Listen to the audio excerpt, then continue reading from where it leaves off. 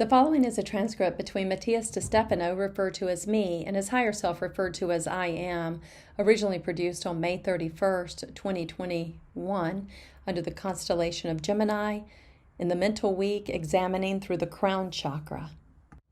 Me. If Gemini brings us something, it is this constant duality between the actions we perform. There is a certain constant bipolarity in this sign, sometimes funny, sometimes tragic, showing two sides of an individual who finds it impossible to keep his attention on a single concept because he needs to put his mind on many things or people at once. What makes this sign so volatile? I am. Gemini gets its name from the Latin word for twins, after the stars Castor and Pollux, two brothers from Greek mythology whom we've already discussed. One mortal, the other divine, both warriors, defended each other to the death. When the mortal brother died in a battle, the divine brother succumbed in a huge depression, asking the gods to make him mortal so that he could die too, since without his brother nothing would make sense. But the gods decided to take them both to the heavens and put them together, shining for eternity.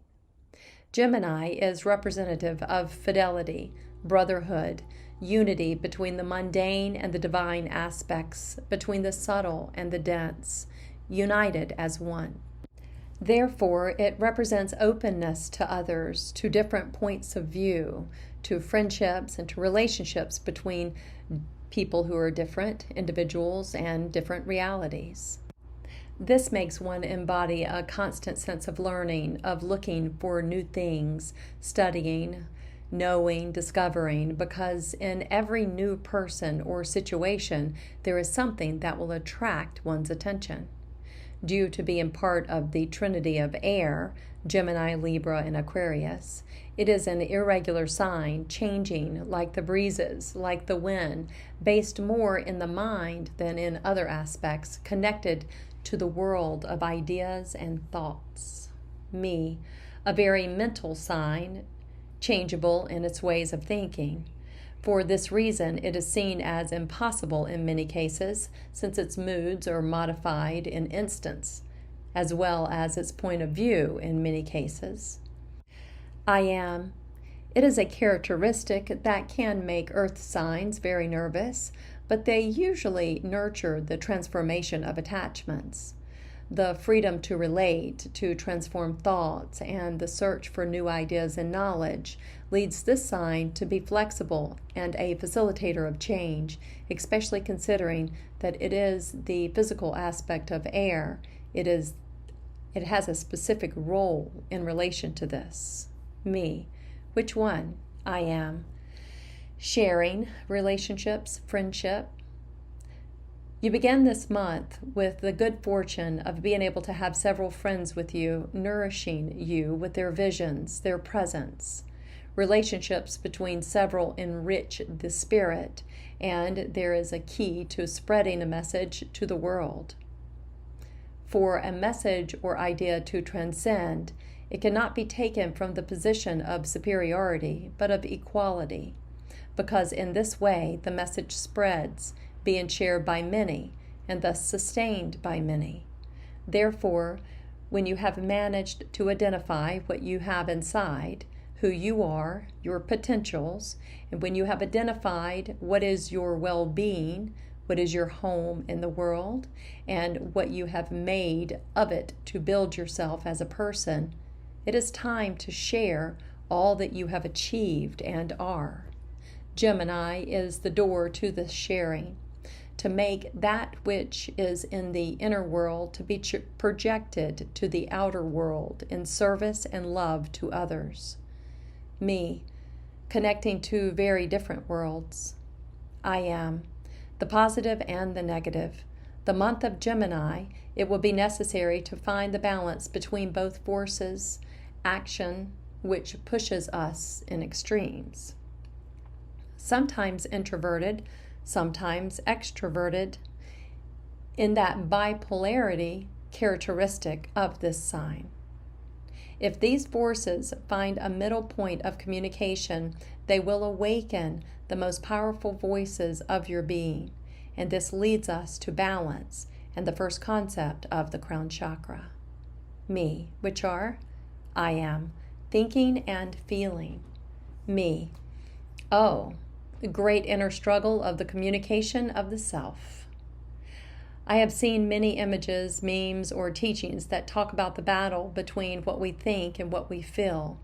I have seen many scientific people put impetus on what we think, claiming that the emotions and what we feel are never objective and can lead us to act impulsively, erratically, making mistakes and generating unnecessary conflicts. You have to be rational, think logically. And, on the other hand, the more spiritual or emotional people who claim the importance of quieting the mind, of silencing mental noise as something negative that hinders our development and promotes the triumph of the heart over reason. They often say that this most important thing is how we feel, and that feelings are the key to true consciousness. Who wins this battle? I am. No one. In a battle, there is never anything to win. You always lose. From the moment a conflict arises, everyone is bound to lose something, let alone if the battle is internal. The battle between thinking and feeling, brain and heart, is very old, and it has its origins in philosophy.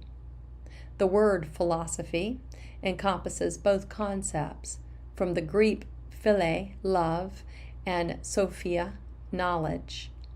The love of knowledge incorporated reason into the interpretation of the soul, the art of the abstract applied to the sciences of the concrete. Therefore, philosophers were romantic thinkers and poets inspired by muses, while they were also dedicated to geometry, medicine, and mathematics. The union of love and reason broadened the areas of knowledge, and for when they looked at the stars, they saw not only astronomical logic, but astrological. This allowed them to understand holistically the human being and the environment around him. Holistic, from the Greek holos, everything, with the expansion of the absolutist monotheism. Science was relegated to the heretics, those who go against faith for the simple reason, me, faith is unquestionable. I am, whereas philosophy is based on questioning. During the following centuries, in various parts of the world, faith was the standard of societies, relegating reason to a mere enemy that questioned the ways of God. Although beyond this, the fear generated by the questioning of the God was based more on the fear of instability and loss of power over a chaotic people. Monotheism was a very useful political strategy to keep a nation united. To question God was to question order and to bring about social chaos. So to doubt the faith was almost an act of treason to the government. Me, I understand. I am. This led to centuries of oppression, of free thought, until during the 15th century, the Hellenistic ideas of the birth of philosophies and the arts returned, beginning the period called the Renaissance. This brought back liberal, philosophical, artistic, and scientific thoughts, which brought back doubt to the thinkers, awakening interest in questioning. For several decades, they were considered traitors, satanic, but the development did not stop. The delusions of religions and genocides carried out by the state of faith ended up exposing the errors of humans who claimed to represent love and faith, turning many individuals to reason and logic as ways to escape from this madness. Me, which set the mind against the heart. I am. The heart was related to the idea of hunch, of faith, of feeling, of that which cannot be explained. that which cannot be measured. To follow the heart could be interpreted as a hint of religiosity, of losing one's sanity. This marks the beginning of a new time, the time of enlightenment, and therefore of an era of reason. Since the wars expressing emotions was a symbol of weakness, which could lead to death, thus repressing emotions was a way to strengthen oneself, to be powerful in the face of life's adversities.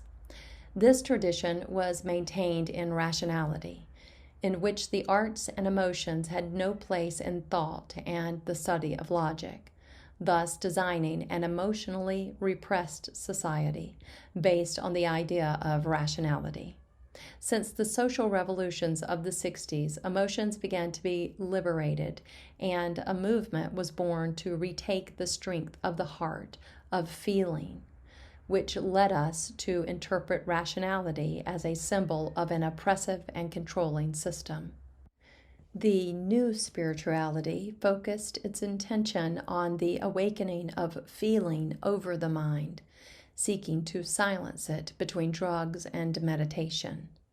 Eastern philosophies began to splash the West, and the traditions of emptying the mind and following the heart became the basis for the awakening of consciousness. Me, arduous path of struggle between logic and feeling. I am, a battle that continues. The truth is, the brain works just like the heart, by pulses. External signals are interpreted by neurons generating illusionary images, comparable to the feeling of the heart. Emotions are produced in the hypothalamus, and the hormones driven by the pituitary gland are what alter the heart's rhythm by dilating the veins and arteries that cause the heart to beat and expand faster and in greater quantity. The heart, in turn, has neuron systems which register information from the environment. Both systems function as one, not as opposites. One is useless without the other. The heart nourishes the brain, while the brain pulses the heart through the nerves. Like the ends of a guitar, the brain, the reason, the thought are comparable to the headstock, where the strings are adjusted and tuned. The strings go through the neck, along the throat, where the vocal cords lie, and the heart is the sound hole of the guitar, where the sounds and melodies that sweeten our soul sound. Both are parts of an instrument that must work together in harmony. Me, coherence between what I think and what I feel, what we always talk about to sound good. I am. To feel is not necessary to silence the mind. To think is not necessary to turn off the emotion. Me, how do I balance them? I am. Become aware of what your thoughts are and how to use them. What do you normally think about? What are the reoccurring thoughts in your day-to-day life? Which thoughts relate to the past, which to the present, and which to the future?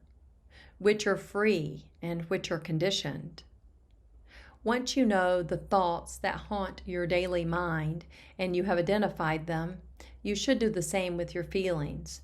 Ask yourself, what do you feel? Are they conditional or unconditional feelings? Which ones are linked to yourself and which ones to other people? Do you feel about the past, the present, the future? What are the feelings that govern your routine? Identify each of them, make a list, and then relate the feelings that you have to the thoughts, as in a game of connecting the same or similar ones, weaving a web, your own instrument. Recognize which thoughts and which feelings feed each other, and become aware that what you think is not counterproductive to what you feel, nor vice versa, but that they feed each other. A balanced being does not silence his mind, but navigates his ideas as in a landscape. A balanced being does not turn off his feelings, but uses them as a swell that allows such navigation. Nothing in you is against you. They are simply forces that by tradition you have considered distant from each other. Me, we must bring them back together. I am, and the best way to do this is to return to philosophy, to open oneself to the world, to discover with thought and perceive with feeling. For one does not know until one feels it, nor can one make the feeling conscious until one thinks it. Me, reactivate philosophy. Perhaps this would be a good human government, not based on logic or emotion, but on doubt and possibility that opens the arms of all that seek new and transcendental ways. I am, therein lies the crowning of the Geminian mind. Me, I connect my thinking and feeling in a divine spiral, and I recognize them as two sister forces that do not fight, but in love recognize each other within me. I am, seek the strength of the heart of your thoughts and manifest your ideas with love.